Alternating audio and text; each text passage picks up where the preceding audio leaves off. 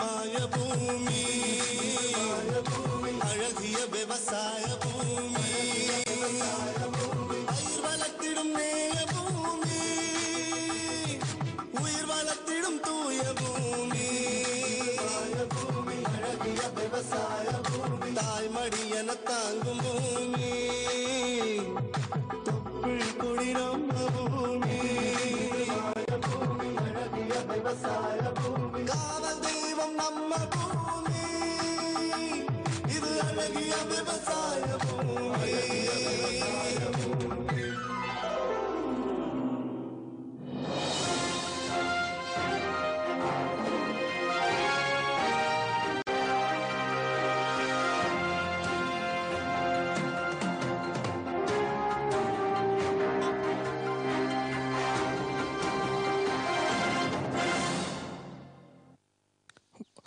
இப்போ நம்ம இருக்கக்கூடிய ஒரு பகுதி கோயம்புத்தூருக்கு பக்கத்துல குப்பனூர் அப்படிங்கிற ஒரு கிராமத்துல இருந்து பேசிட்டு இருக்கோம். இங்க வந்து பாத்தீங்கன்னா இதுதான் வந்து நொய்யல் ஆறு பாயக்கூடிய ஒரு பகுதி. இப்ப சம்மர் டைம் அப்படின்னங்காட்டிக்கு கொஞ்சம் தண்ணி இல்லாம இருக்கு. இந்த ஒரு பாலத்தை தாண்டி தான் நம்ம சதாசிவம் அவருடைய தோட்டத்துக்கு போயிட்டு இருக்கோம். அவருடைய தோட்டத்துல இயற்கை முறையில வந்து பூவன் வாழை சாகுபடி பண்ணிருக்காரு. அதை பத்தி தான் நம்ம பேச போறோம். அதனுடைய நுணுக்கங்கள் என்ன, அதை எப்படி அவர் பக்குவப்படுத்துறாரு அப்படின்னு நிறைய கேள்விகள் அவர்கிட்ட நம்ம கேட்கலாம். வாங்க, சொல்லுங்க. உங்களோட தோட்டத்துல பூவன் வாழை சாகுபடி பண்ணிருக்கீங்க. இது எத்தனை ஏக்கரை பண்ணிருக்கீங்க? சரி, இப்ப இந்த இடத்துல 4 ஏக்கரை பண்ணிருக்கிறேன். 4 ஏக்கராங்க. ஒரு ஏக்கராக்கு அப்படின்னா சராசரியா எத்தனை கண்ணு வைப்பீங்க நீங்க? ஒரு 1000 கண்ணு வைப்பீங்க ஒரு ஏக்கராவுக்கு. 1000 கண்ணு. இப்போ இந்த 1000 கண்ணுங்க இப்ப ஈல்டு அப்படின்னா உங்களுக்கு எத்தனை மாசத்துல வருங்க? உங்களுக்கு 11 மாசத்துல வெட்டுக்க ஆரம்பிச்சா 12 மாசத்துல முடிஞ்சு போங்க. ஒரு வருஷத்துல முடிஞ்சு போகுது. 12வது மாசம் ஒரு வருஷத்துல காட்டு அழிச்சிருவீங்க ஃபுல்லா? சரிங்க. இப்ப இந்த வெரைட்டி வந்து நீங்க எங்க வாங்குனீங்க இந்த கண்ணுங்க? இது வாழைக்கண்ணை வந்து திருச்சியில இருந்து கொண்டு வந்து போடுறாங்க. திருச்சியில இருந்து கொண்டு வந்து அவங்கள போட்டு நட்டு கொடுத்துட்றாங்க. சரிங்க. இப்ப வந்து நீங்க 1000 கண்ணு வைக்கிறீங்க, ஒரு வருஷம் கழிச்சு உங்களுக்கு ஈல்டு வருதுங்கிறீங்க. இதுல உங்களுக்கு பாடுவாசி எல்லாம் போக உங்களுக்கு எவ்வளவு மிச்சமாங்க? எவ்வளவு தாறு கிடைக்குங்க? பெருசான பாடுவாசி ஆகாதுங்க. 1000 கண்ணு எடுத்து ஒரு 50 வாழை குறையலாம். ஆனா 1000 கண்ணுன்னா சராசரி போன வருஷம் எல்லாம் 300 ரூபாய்க்கு வித்துது. இந்த வருஷம் 100 ரூபாய் 150 ரூபாய் இந்த வருஷம் விற்கிறீங்க. 150 ரூபா. அப்ப 150 ரூபா ஒரு தார் போகுது அப்படின்னா கிட்டத்தட்ட ஒரு 1000 தாரு கணக்கு வைப்புங்க. 1000 தாரு கணக்கு வச்சா ஒரு 1.5 லட்சம் ரூபாய் கிடைக்குங்களா? 1.5 லட்சம் ரூபாய் கிடைக்கும். 1.5 லட்சத்துலங்க உங்களுக்கு ஒரு வருஷத்துக்கு ஒரு பராமரிப்பு செலவு, அதாவது நீங்க முட்டு வலி செலவு, அப்புறம் இது தண்ணி கொடுக்கறது, ஆள் கூலி எல்லாம் ஒரு 50 ரூபா வருங்களா? 50ல இருந்து 60 ரூபாய் வருங்க. ஏன்னா முதல் கண்ணு போடுறோம், களை வெட்டுறது, உரம் போடுறது எல்லாம் போட்டு ஒரு 50ல இருந்து 60 ரூபாய் ஒரு தாருக்கு செலவு வரும். அப்ப எப்படி பார்த்தாலும் ஒரு 1.5 லட்சத்துல ஒரு 60 ரூபா போனாலும் ஒரு 90 ரூபா நிக்கும் உங்களுக்கு. 90 ரூபாய் வாழை கண்டிஷன் நிக்குங்க. சரிங்க. இப்ப இந்த வாழைக்கு தண்ணி வந்து எப்படி தேவைப்படும்? எத்தனை நாளைக்கு ஒரு முறை கொடுப்பீங்க நீங்க பூவன் வாழைக்கு? பூவன் வாழைக்கு நம்ம ட்ரிப்பு தான் போட்டுக்கிறோம். வாரத்துக்கு ஒரு தண்ணி கொண்டு வந்துடுவோம். ஆனால் நான் வந்து ஆர்கானிக்லேயே இது வாழையும் பண்ணுறேங்க. ஆனால் எங்களுக்கு ஈல்டு வந்து நல்லா தான் இருக்குது. ஆனால் விலை தான் தோற்று போகுது. ஈல்டு நல்லா இருக்குது, ஆனால் விலை தான் கிடைக்கல. அதான் போன வருஷத்தை விட இந்த வருஷம் கொஞ்சம் குறைவா இருக்குங்கிறீங்க. ஆமாம். சரிங்க. இப்போ இதுக்கு நோய் அப்படின்னா இந்த பூவன் வாழைக்கு என்னென்ன நோய் எல்லாம் தாக்கும் அப்படின்னு சொல்லுங்க. மற்ற வாழையை காட்டிலும் இந்த வாழைக்கு என்ன வித்தியாசங்கிறதையும் சொல்லுங்க. பூவன் வாழைக்கு நோய் அதிகமாக தாக்கக்கூடியது அந்த சருகு நோய் வருங்க. ஆனால் வந்து நம்ம ரசாயன உரம் போட்டால் நிறைய சருகு நோய் வரும். நம்ம ஆர்கானிக் உரம் போட்டதுனால எந்த நோயுமே வர்றதில்ல. நல்லா விளைச்சல் நல்லா வருது. இப்போ ஆர்கானிக் முறையில் கொடுக்குறேங்கிறீங்க. இயற்கை முறையில் என்னென்ன கொடுக்குறீங்கிறத சொல்லுங்க. இயற்கை முறையில் வந்து ஆட்டு எருவு, மாட்டு எருவு, பஞ்சகவ்யா, தசகவ்யா இதெல்லாம் வந்து வேரில் ஊற்றுறதுனால வாழை சீக்கிரம் வர்றது இல்லைங்க. அதுக்காக ஈல்டு நல்லா கிடைக்குதுங்களா? ஈல்டு அருமையாக கிடைக்குதுங்க. நோயே வரும்போது இப்போ ஈல்டு நல்லாவே தானே வரப்போகுதுங்க. போகும். இப்போ பாருங்களேன், இப்போ பார்த்தா தெரியுதுங்களே நல்லாவே இதுக்கு. சரிங்க. இதெல்லாம் வந்து எத்தனை அடி பார்ல வைக்கிறீங்க நீங்க? 6க்கு 6. 6க்கு 6 பார்ல வச்சிடுறீங்க. 6க்கு 6 வச்சிடலாம். வாழை எல்லாம் இப்போ நிறைய பேர் வந்து ஊடு பயிர சிலதெல்லாம் பண்றாங்க. அது மாதிரி வாழைக்குள்ள பண்ண முடியுங்களா? வாழைக்குள்ள ஊடு பயிர பண்றாங்க. நாங்களும் ஆனியன் போட்டிருந்தோம். வீடு போயிடும். அதை சின்ன வெள்ளாம் பண்ணலாம், ஒரு 3-4 மாதம் வர ஆனியன் போடலாம், தக்காளி போடலாம், இது ரெண்டும் போடலாம். வீடு போயிடும். அதில் ஏதாவது ஒரு வெரைட்டி மரம் ஒரு 10-20 ரூபாய் அதில் வந்து நம்ம அதை பண்ணிக்கலாம். அதில் ஏதாவது வர்ற வருமானம் நம்ம முட்டுவலி செலவு பண்ணிக்கலாம். இந்த செலவு அதில் நம்ம மேனேஜ் பண்ணிக்கலாம். அந்த செலவால் மேனேஜ் பண்ணும்போது வாழை காய் வரும்போது நெட்டாக எங்களுக்கு வருமானம் சேர்ந்துக்குது. சரிங்க, இந்த பூவன் வாழை சாகுபடியில் இந்த இலையெல்லாம் நம்ம கட் பண்ணி அதில் ஏதாவது பயன்பாடு கிடைக்குமா? கண்டிஷனாக அந்த 1ஆம் கால காய் வெட்டிட்டு 2ஆம் காலம் காய் வெட்டிட்டுங்க. அப்புறம் 2வது 3வது தடவை வந்து இலைக்கு விட்டுட்டோம்னா இலை மறுபடியும் ஒரு வருஷம் இருக்கலாங்க. ஒரு வருஷம் எடுத்தோம்னா ஒரு ஏக்கராவுக்கு 1000 கட்டு வரும். கட்டோன்னு சராசரி நல்ல விலைக்கு விற்கிங்க. அது என்ன ரேட்டோ அதுக்கு அந்த ரேட்டுன்னா ஒரு 2 லட்சம் ரூபா இலைக்கு கிடைக்குங்க. கிடைக்கும். பரவாயில்ல, அதுவும் வந்து ஒரு வருமானம் தான். அது நான் சைடில் இந்த பக்க கண்ணெல்லாம் வருது இல்லைங்களா, அதெல்லாம் எப்படிங்க இந்த பக்கம் வைக்கும்போது அந்த ஆப்போசிட் சைட்ல எல்லாம் விட்டுருவாங்கிறாங்க, அது எப்படிங்க? அது இல்லை, பக்க கண்ணை வந்து ஒரு கண்ணை மட்டும் காய்க்கு நிறுத்திட்டு பாக்கி எல்லாமே அறுத்து விட்டுருவோம். அப்படி இலைக்கு வரும்போது அல்லக்கண்ணை அதை அறுக்கவே மாட்டோம். அது அப்படியே எல்லா கண்ணுமே இலையாதிக்கு. இப்போ இன்னொன்றுங்க, இப்போ வாழையில வந்து பார்த்தீங்கன்னா காய், பழம், அப்புறம் இலை எல்லாமே நமக்கு பயன்பாடு உண்டு. இந்த தண்டு வந்து எப்படி நீங்க வெட்டி எடுத்து அது வியாபாரத்துக்கு எடுத்துக்கிறாங்களா, எப்படிங்க அது? சார், இந்த ஆர்கானிக் வாழைத்தண்டுக்கு ஒரு தண்டு 50 ரூபா விற்கிறாங்க. அப்புறம் வாழை பூவு வந்து ஒரு பூ வந்து 10 ரூபா விற்கிறாங்க. நாங்கள் கூட அது வாழை பூவை பிடுங்கி ஊறுகாய் போட்டோம். ஒரு 500 பாட்டில் போட்டு 500 பாட்டில் சீக்கிரம் விற்று போட்டோம். அது ஆர்கானிக் பூவனோட ஊறுகாய்னா ரொம்ப டேஸ்ட்டுங்க. அது அதனோட டேஸ்ட்டுக்கு அளவே இல்லை. இப்போ திப்ப வாழையும் இல்லை, பூவும் இல்லைங்க. ஆனால் அடுத்த இன்னும் 2-3 மாதம் போனால் பூ வந்தோன்னா போட்டோம்னா அது நல்ல கிரேக்கிங்க அதுக்கு. இப்போ இந்த பூவன் வாழை சாகுபடி நீங்க பண்ணிருக்கிறீங்க. இப்போ இயற்கை முறையில பூவன் வாழை பண்றதுக்கும் இல்ல மத்த நம்ம கிராப் பண்றதுக்கும் என்ன வித்தியாசம், என்ன நிறை குறைங்கிறது சொல்லுங்க. சரி, இயற்கை முறையில் பண்றதுல வந்து வியாதி வர்றது இல்லைங்க. நொறுங்க சாப்பிடலாம், எத்தனை பழம் சாப்பிட்டாலும் நல்லா கேட்குது. அதான் சொல்லுங்களேன், இந்த ஆர்கானிக் பூவனோட பூவு கொண்டு போய் யூனிவர்சிட்டியில் கொடுத்து அதிக நம்ம பூண்டு அதெல்லாம் வச்சு ஊறுகாய் போட்டோம்னா 6 மாதத்துக்கு ஒரு வருஷத்துக்கு கெடுறது இல்லைங்க. அது ரொம்ப நல்லா இருக்குது. ஆனால் ஆர்கானிக்கில் செய்கிறத நான் விரும்புகிறேன். ரசாயன உரத்துக்கு பக்கமே நான் போகிறது இல்லைங்க. நம்ம சதாசிவம் அவர் சொன்ன மாதிரி இயற்கை முறையில வந்து இந்த பூவன் வாழை சாகுபடி பண்றாரு. ரசாயனத்துக்கு நாங்க போறதே இல்லை அப்படிங்கிறாரு. இவர் வந்து பாத்தீங்கன்னா 5 ஏக்கரா பூவன் வாழை சாகுபடி பண்ணிட்டு இருக்கிறாரு. அதுல 1 ஏக்கராக்கு பாத்தீங்கன்னா சராசரியா 1.5 லட்சம் ரூபா, அதாவது ஒரு தார் 150 ரூபா அப்படின்னா 1000 தாரு 1.5 லட்சம் ரூபா கிடைக்குங்கிறாரு. எல்லா செலவும் போக ஒரு 90,000 ரூபா வருங்கிறாரு. ஆனா அதுல இன்னொரு வருமானம் என்ன அப்படின்னா, இடையில நம்ம ஊடுபயிர் அந்த வெங்காயம் எல்லாம் போடும்போது முட்டு வழி செலவை எல்லாம் நம்ம பேலன்ஸ் பண்ணிக்கலாம் அப்படிங்கிறாரு. அதை விட அவர் முக்கியமா சொன்ன இன்னொன்னு என்ன அப்படின்னீங்கன்னா, இந்த வாழைத்தண்டு இருக்கு இல்லையா, அந்த வாழைத்தண்டு வாழைப்பூல இருந்தெல்லாம் மதிப்பு கூட்டப்பட்ட பொருளா வந்து தயாரிச்சு அதன் மூலம் ஊறுகாய் இந்த மாதிரி எல்லாம் பண்றேங்கிறாரு. அதன் மூலம் பல வருமானங்கள் வருது அப்படிங்கிறாரு. இந்த மாதிரி பல முனை வருமானங்கள் வரக்கூடிய இயற்கை முறையில் விளைவிக்கக்கூடிய பூவன் வாழை சாகுபடியை நீங்களும் பண்ணணும் அப்படின்னு நினைச்சீங்களா? இயற்கை முறையில உங்களுக்கு பண்ணும் பொழுது நிறைய சந்தேகங்கள் இருக்கும், நிறைய கேள்விகள் இருக்கும். அதற்கான விடையை நம்ம சதாசிவம் அவர் கொடுப்பாரு. நீங்களும் அதை கேட்டு தெரிஞ்சுக்கலாம். Sir, Kuppanur Sadasivam KRS organic farm என்ற ஃபோன் நம்பர். ஏதாவது சந்தேகம் இருந்தால், வாழை சாகுபடி பற்றி ஏதாவது சந்தேகம் இருந்தால் 9786664424 என்ற நம்பருக்கு கூப்பிடலாம், அழைக்கலாம். இந்தாங்க, வேற ஏதாவது? போதும். இது என்னப்பா இவ்வளவு குறைவா ரசாயனம் வருமா? விவசாயத்தை விட போறீங்களா? விவசாயத்தை இல்ல, அறியாமைய விடுறேன். மண் பரிசோதனை செஞ்சேன். இனிமே அண்ணே எத்தனை அவசியமோ அத்தனை உரம் தான் நிலத்துல போடுவேன். ஆமா விவசாய சகோதரர்களே, இன்றே உங்கள் மாவட்டத்தின் அருகில் உள்ள மண் பரிசோதனை கூடத்தில் உங்கள் மண்ணை பரிசோதியுங்கள். மண் சத்து, ஈரப்பதம், செடி வளர்ச்சியை சரிபார்த்து அவசியத்திற்கு ஏற்றவாறு மட்டுமே சத்துக்களை போடுங்கள். மேலும் சல்பர், ஜிங்க் மற்றும் போரான் போன்ற நுண்சத்துக்களையும் சரிபார்க்க மறவாதீர்கள். ரசாயன உரம் மற்றும் ஆர்கானிக் உரத்தை சரியான முறையில் பயன்படுத்தி நில வளத்தை பராமரியுங்கள். உற்பத்தியை பெருக்குங்கள், செலவை குறையுங்கள், அந்நிய செலாவணியை சேமிக்க உதவிடுங்கள். கூடவே மெதுவான வேகத்தில் நைட்ரஜனை அளிக்கும் உரங்கள், அதாவது வேம்பு தடவிய யூரியா போன்றவற்றை பயன்படுத்துங்கள். யூரியாவை இலைகளின் மேல் தெளியுங்கள். ஆஹா, நீ நெசமாவே புத்திசாலி ஆயிட்டப்பா. மேலும் விவரங்களுக்கு தொடர்பு கொள்ளவும் மாவட்ட வேளாண் அதிகாரி அல்லது விவசாயி கால் சென்டரை.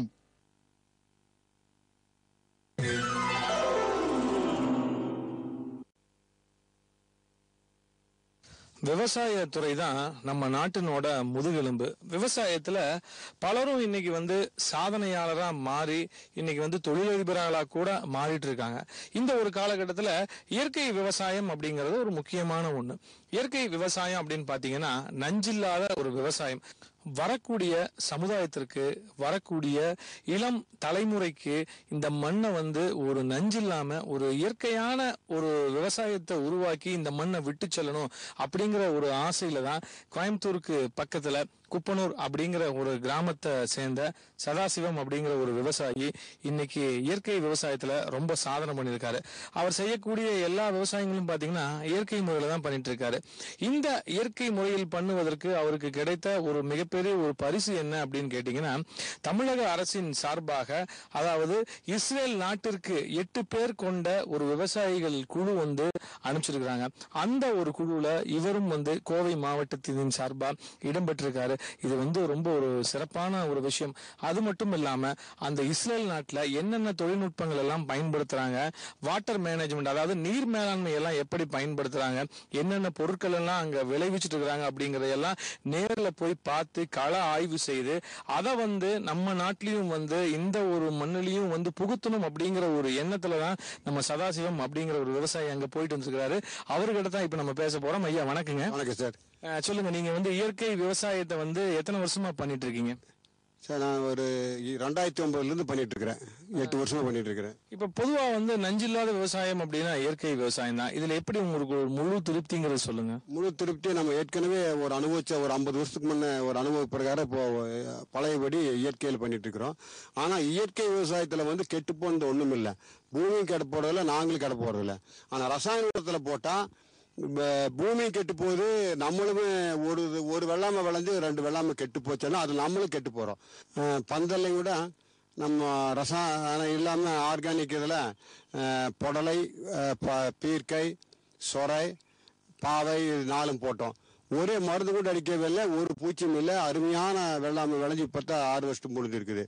அது மாதிரி நம்ம ரசாயன உரத்தை போடாமல் இருந்தாலே புழு பூச்சியை நம்ம காட்டுக்குள்ள வர்றதில்லை. அது உறுதியாக நான் சொல்கிறேன். இந்த ரசாயன உரத்தை போட்டால் அது வந்து புழு பூச்சி வந்து நிறைய வந்து வெள்ளாமைக்கு எடுத்து போடுதுங்க. அதே மாதிரி நான் இஸ்ரேல் போன பயணத்தில் பார்த்தீங்கன்னா குறைந்த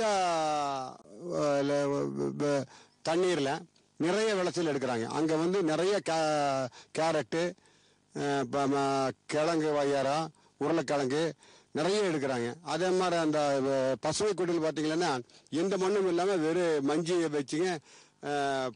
தக்காளி வந்து 13 மாதத்தில் 50 டன் எடுக்கிறாங்க. குடமிளகாய் 50 டன் எடுக்கிறாங்க. ஆனால் நம்ம இதில் வந்து அந்த அளவுக்கு இன்னும் பசுமை குடியில இந்த இதுலெல்லாம் நம்ம வந்து ஈல்டு எடுக்க முடியறதில்லை. ஐயா, இப்ப இஸ்ரேல்ல வந்து என்னென்ன மாதிரியான கிராப் எல்லாம் பயிரிடுறாங்கன்னு சொல்லுங்க. அங்க வந்து பொதுவா இப்ப நீங்க சொன்ன மாதிரி இந்த குடமிளகா, கேரட்டு, உருளைக்கிழங்கு இந்த மாதிரி எல்லாம் பண்றாங்க. அதை தவிர்த்து வேற என்னென்னலாம் பண்றாங்க? அங்கே வந்து ஆலிவ் மரம் நிறைய நட்டுறாங்க சார். அந்த ஆயிலோட பழத்தை வந்து சாப்பிட்டுக்கிறாங்க. கொட்டை வந்து ஆயில் எடுத்துக்கிறாங்க. அப்புறம் ஈச்ச மரம் வந்து நிறைய இருக்குது. பேரிச்ச மரம் நிறைய பேரிச்சம்பழம் இருக்குது. அங்கே வந்து தென்னையோ பாக்கி புரோச இது தானியங்களோ பயிர் வகைகளோ அங்கெல்லாம் எதுவுமே இல்லை. ஆனால் ஃப்ரூட்ஸ் வந்து நிறைய ஆரஞ்சு, ஆப்பிள், சாத்துக்குடி, இது கிரேப்ஸ் எல்லாமே நிறைய இருக்குது.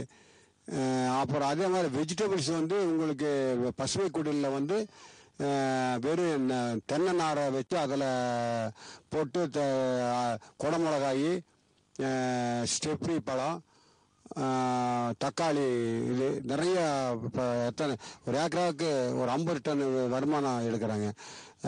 குடமிளகாயுமே நிறைய எடுக்கிறாங்க. குடமிளகாய் நிறைய எடுக்கிறாங்க. இது ஸ்டெப்ரி பழம் அது நிறைய எடுக்கிறாங்க நெட் ஹவுஸில். அப்புறம் கோதுமை வந்து காட்டில் வந்து நிறைய விளைவிக்கிறாங்க. அதுக்காக வந்து ஆள் யாருமே இல்லை. அது வெறும் மிஷினரிலேயே எல்லாமே இழுத்து போடுறாங்க. விதைக்கிறது இந்த பீட்ரூட்டு, கேரட் எல்லாம் விதையெல்லாம் டிராக்டர்லேயே விதைச்சிக்கிறாங்க. டிராக்டரில் அறுவடை பண்ணிக்கிறாங்க. டிராக்டர்லேயே அந்த இதில் எடுத்து போட்டிருக்கிறாங்க. நிறைய வந்து அந்த சக்கரவள்ளி கிழங்கால பெருசாக இருக்குதுங்க. அதையும் கூட பார்த்தா டிராக்டர்லேயே போட்டு ஃபோர்ட் லிஃப்ட்டை போட்டு அது எல்லாம் கழுவி பேக்கேஜ் பண்ணி எல்லாமே வெளிநாட்டுக்கு ஏற்றுமதி பண்ணுறாங்க. அங்கே உற்பத்தி பண்ணுற பொருள் அத்தனையுமே ஒரு 20% போக 80% ஏற்றுமதி பண்ணுறாங்க. எந்த பொருளையும் அந்த நாட்டில் வந்து இறக்குமதி பண்ணுறதில்ல. அங்கே நாட்டில் என்ன உற்பத்தி ஆகுதோ அது மட்டும்தான் அவங்க சாப்பிட்றாங்க. பெரும்பாலான சாப்பாடு வந்து அவங்க சாப்பாடு தான் சாப்பிட்றாங்க. சரிங்க. இப்போ நீங்க வந்து அங்க டெக்னாலஜி எல்லாம் ரொம்ப நல்லா இருக்குது, ஆட்களே இல்ல, ஆட்கள் ரொம்ப குறைவு, ஆனா வந்து விவசாயத்தெல்லாம் மெஷின் மூலமா பண்றாங்க அப்படின்னு சொன்னீங்க. இப்போ அங்க இருக்கக்கூடிய எந்த ஒரு டெக்னிக், எந்த ஒரு யுக்தி வந்து நீங்க அங்க கத்துக்கிட்டீங்க, அதை இங்க நடைமுறைப்படுத்தினா நல்லா இருக்கும் அப்படின்னு நீங்க எதை நினைக்கிறீங்க? சார், கண்டிஷன் அங்கே இஸ்ரேலோட இது நடைமுறைப்படுத்தும் போது எங்களுக்கு ஆட்கள் குறைப்பு. அது வந்து பாருங்க, ஒரு மாட்டு பண்ணையில் வந்து 1600 மாடு ஒருத்தர் வச்சிருக்காருங்க. அதுக்கு ஒரு 6 பேர் தான் அத்தனையுமே வேலை பண்ணுறாங்க. நிறைய இடத்துல விவசாயி வந்து நிறைய பூமி வச்சுருக்கிறாங்க. நம்ம ஏரியா மாதிரி யாருமே ஆள் குறைப்பிலேயே நிறைய வருமானம் எடுக்கிறாங்க. நம்ம இத்தனை ஆள் பத்தாக்குறையாக இருக்கிறனால தான் நிறைய பூமி வந்து தரிசாக இருக்குது. அந்த இத்தாலி முறைப்படி நம்ம விவசாயம் பண்ணோம்னா ஆள் குறைப்பை பண்ணும்போது இனி தரிசாக இருக்கிற நிலங்கள்லாம் இன்னும் நிறைய விளைச்சலான நிலம் பண்ண முடியும். அதனால் நம்ம நாட்டில் இனி கொஞ்சம் உற்பத்தி அதிகமாக பண்ணலாம். நிறைய பூமி வந்து தரிசாக தான் இருக்குது. அரசாங்கம் தெரியுமோ தெரியல. இது காரணம் வந்து ஆள் பற்றாக்குறைனால நிறைய ஆளுங்க சும்மா இருக்கிறாங்க. வாட்டர் மேனேஜ்மெண்ட் அப்படின்னு பாத்தீங்கன்னா இங்க வந்து நம்ம இருக்கக்கூடிய நீரை வச்சு நம்ம பண்றோம். அங்க வந்து இஸ்ரேல் நாட்டுல வாட்டர் மேனேஜ்மெண்ட் எப்படி யூஸ் பண்றாங்க? சார், அங்கே வாட்ரு வந்து கடல் நீரை நல்ல தண்ணி பண்ணி கவர்மெண்ட்டு அங்கே வந்து ஒரு போர்வெல் கிடையாது, ஒரு வெல் கிடையாது. அத்தனையும் வந்து அந்த கடல் தண்ணி வந்து நல்ல தண்ணி பண்ணி அந்த தண்ணி தான் ஃபில்டர் பண்ணி பூரா விவசாயிகள் கவர்மெண்ட்டே அனுப்புகிறாங்க. அதுவும் இந்த ட்ரைனேஜ் தண்ணியை அது வந்து நிறைய தண்ணி வருதுங்க. ட்ரைனேஜ் அதில் வர தண்ணி, கழிவு தண்ணி, அது வந்து ஃபில்டர் பண்ணி அதை சுத்திகரி பண்ணி அது வந்து விவசாயத்தை பயன்படுத்துகிறாங்க. அதில் வந்து குறைந்த தண்ணியில் வந்துங்க அவங்க நிறைய வருமானம் எடுக்கிறாங்க, நிறைய வெள்ளாமை எடுக்கிறாங்க. அது பார்க்கும்போது நம்ம தமிழ்நாட்டில அந்த மாதிரி பண்ணணும்னா எத்தனையோ நம்ம ஏற்றுமதி பண்ணுறதுக்கு ஒரு வாய்ப்பு இருக்குது. இப்போ நிறைய விவசாயிகள் வந்து இப்போ நீங்க சொன்ன அனுபவத்தை எல்லாமே வந்து கேட்டிருப்பாங்க. அவங்களும் வந்து இந்த மாதிரி வெளிநாடுகள் பயணம் எல்லாம் செஞ்சு அங்க இருக்கக்கூடிய விவசாயத்தை பத்தி தெரிஞ்சுக்கணும் அப்படின்னு ஆசைப்படுவாங்க. ஆனா வந்து எல்லாருமே அந்த மாதிரி எல்லாம் போக முடியாது. ஆனா நீங்க அவங்கள ஒருவரா தமிழக அரசின் சார்பா இப்ப இஸ்ரேல் நாட்டு பயணம் போயிட்டு வந்திருக்கிறீங்க. அந்த நாட்டுல நீங்க கத்துக்கிட்ட விஷயத்த நம்ம நாட்டு விவசாயிகளுக்கு என்ன சொல்ல விரும்புறீங்க? நம்ம வந்து அந்த ஒரு டிஸ்ட்ரிக்ட்டுக்கு ஒரு ஆள் அனுப்பிச்சிருக்கிறாங்க. அதில் வந்து சிடி நிறைய போட்டிருக்கிறோம். அதில் சிடி போட்டு அது எல்லாரும் பார்த்து அது பிரகாரம் வந்து அரசு அலுவலக வந்து விவசாயத்துறை சேர்ந்தவங்க அதிகாரிகள் எல்லாரும் சேர்ந்து அதை வந்து பின்பற்றி விவசாயிகளுக்கு வந்து நாங்களும் கூட சேர்ந்து அது விவசாயிகளுக்கு வந்து அதை அறிவுறுத்தணுமன்னா வெள்ளாமை பண்ணணுமன்னா எங்களுக்கு பெரிய சாதனை அப்படிங்கிறது என்னோட எண்ணம். இப்போ நீங்க விவசாயிகளுடைய பிரதிநிதியா நீங்க இஸ்ரேல் போயிட்டு இருக்கீங்க. இந்த பயணம் எல்லாமே முழுக்க தமிழக அரசினுடைய சார்பா முழுக்க அவங்க செலவுலயே நீங்க போயிட்டு வந்துட்டீங்களா? ஆமாம் சார், தமிழக அரசு தான் தேர்ந்தெடுத்து எங்களை வந்து இயற்கை விவசாயங்கிறதுனால எங்களுக்கு தேர்வு பண்ணி எங்களை அனுப்புனாங்க.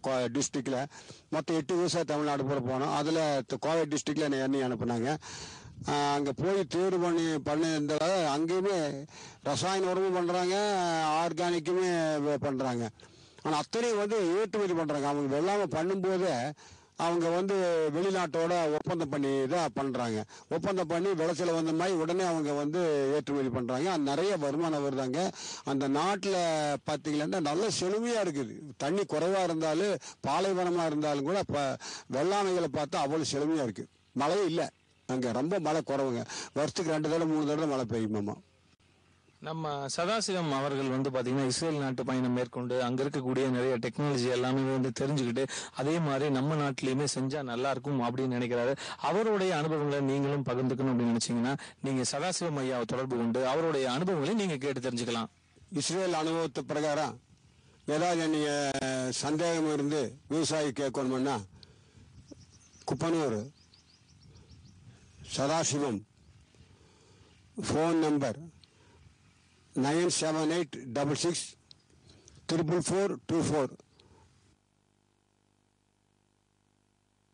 சுகமாய் பரவும் நறுமணத்தில் சுவை எனும் இன்பத் தோட்டத்தில் வளர்ச்சி எனும் பாதையில் மலர்ந்திருக்கும் புன்னகையில் பசுமையான செடிகளில் பெரிய பெரிய வர்த்தகங்களில் தேனீக்களின் ரீங்காரத்தில் மகிழ்ச்சியின் இன்ப ஒலியில் NHM தோட்டக்கலை இயக்கம்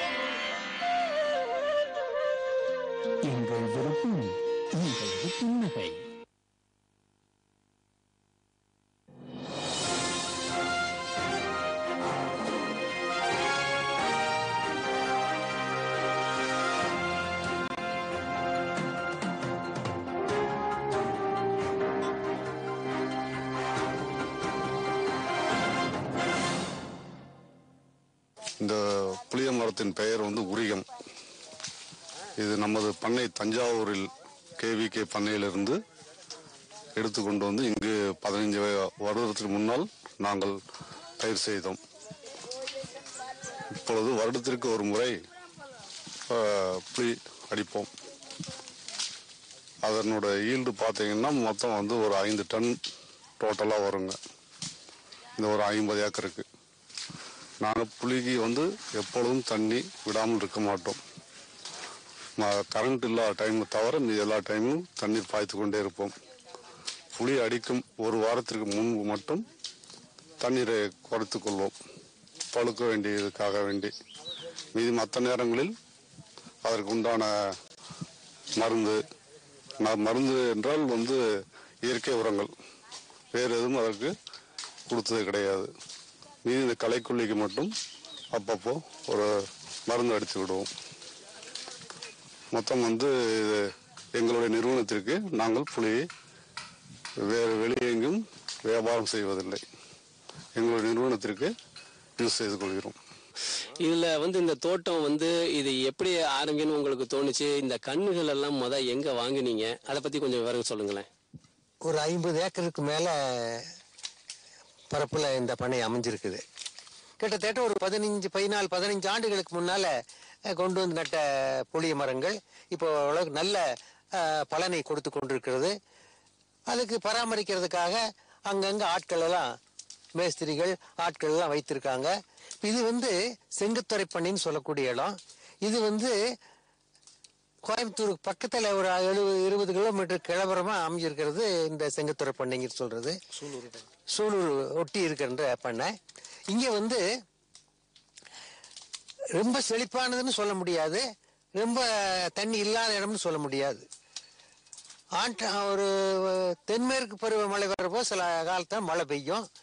அந்த மழையை அப்படி குளங்களில் தேக்கி வச்சுட்டு கிணறுகளை ஊற்று வரும், அதை வச்சு தான் செய்யலாம். அதனால் இந்த இடத்துல புளி போட்டுதுன்னா ரொம்ப சிறப்பான முறையில் அது செய்யலாம்னு சொல்லி ஏகமா அது விஞ்ஞான முறையில் ஒரு மரத்துக்கு மரம் எவ்வளவு இடைவெளி இருக்கணும், எந்த மாதிரி புளி வைக்கணும் அப்படிங்கிறதெல்லாம் அவங்க எல்லாரோடையும் கலந்து பேசி, வேளாண் பெருமக்களோட எல்லாம் கலந்து பேசி கிட்டத்தட்ட ஒரு 15 ஆண்டுகளுக்கு முன்னால கொண்டு வந்து நட்ட புளிய மரங்கள் இப்போ நல்ல பலனை கொடுத்து கொண்டிருக்கிறது. சரிங்க. இவ்ளோ நேரம் சிரிச்சு யார்கிட்ட பேசிட்டு இருந்தீங்க? விவசாயிகள் கால் சென்டர் நிபுணர்கிட்ட பயிர்கள் பத்தின யோசனை கேட்டுட்டு இருந்தேன். காலையில சரி, மதியானம் கூடவா? விவசாயிகள் கால் சென்டர் காலையில 6 மணில இருந்து ராத்திரி 10 மணி வரை திறந்திருக்கும். ஞாயிற்றுக்கிழமை கூடவா? ஆமா, வருஷத்துல 365 நாளும் திறந்திருக்கும். விவசாயம் சம்பந்தப்பட்ட பிரச்சனைகளுக்கு தங்கள் மொழியில் உடனே தீர்வு பெற இந்தியாவில் எங்கிருந்தும் எந்த போன் மூலமும் தேசிய ஹெல்ப்லைன் நம்பர் 1800-180-1551 தொடர்பு கொள்ளவும்.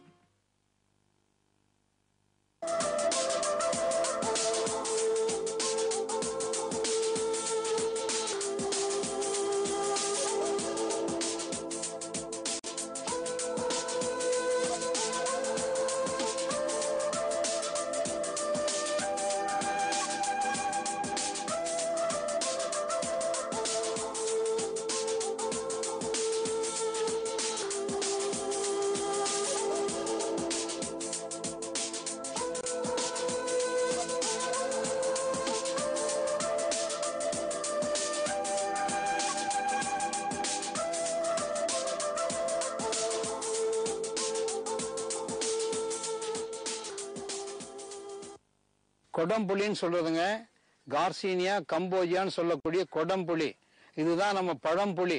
நாம அந்த காலத்துல சாப்பிட்டுட்டு இருந்த புளிக்கு பதிலாக இருக்க பொருள் இதுதான் நம்ம சாப்பிட்டுட்டு இருந்தது. இதுக்கப்புறம் வந்து ரோட்ல மரங்கள் நட்டதுனால அந்த புளியை நாம் ஒரு 100-200 ஆண்டு காலமா பயன்படுத்தி உடல் ஆரோக்கியமே முழுமையா நம்ம நாசம் பண்ணிட்டோம். இனிமே அந்த புளிகளை எல்லாம் மக்கள் வந்து கண்டிப்பா வெளியில் எடுத்து போட்டாகணும். இந்த கொடம்புளி தான் சாப்பிடணும். இல்லைன்னா மாம்பழத்துல செய்யற பவுடர் இருக்கு, அல்லது தக்காளியில செய்யற தக்காளி போட்டுக்கலாம், அல்லது எலுமிச்சம்பழம் போட்டுக்கலாம். ஏதாவது ஆல்டர்னேட் பண்ணுங்க. இது வரைக்கும் நம்ம செஞ்ச மிகப்பெரிய தவிர இனிமேல் அடுத்த ஜென்ரேஷன் பண்ணக்கூடாது. நான் ரொம்ப இது வாயில நான் மக்களுக்கு நிறைய எடுத்து சொல்றேன். ஏன்னா அந்த புளி அவ்வளவும் கெடுதல்.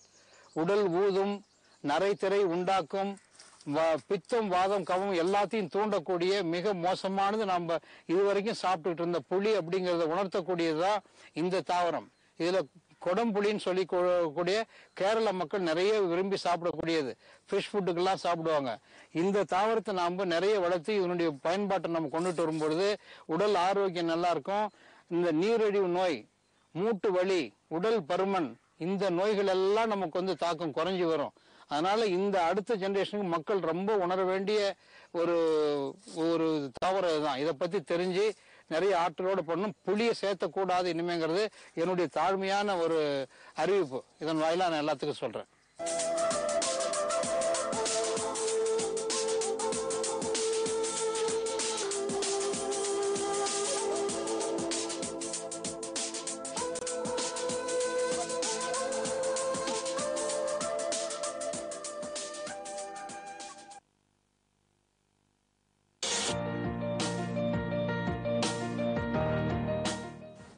வேம்பு கலந்த யூரியா.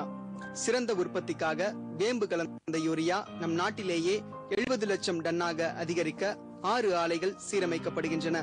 FCIL-இன் கோரக்பூர், சித்ரி, தல்ச்சர் மற்றும் ராமகுண்டம் ஆலைகள், HFCL-இன் பரௌனி மற்றும் BVFCL-இன் நாமருல் போர்ட் ஆகியன.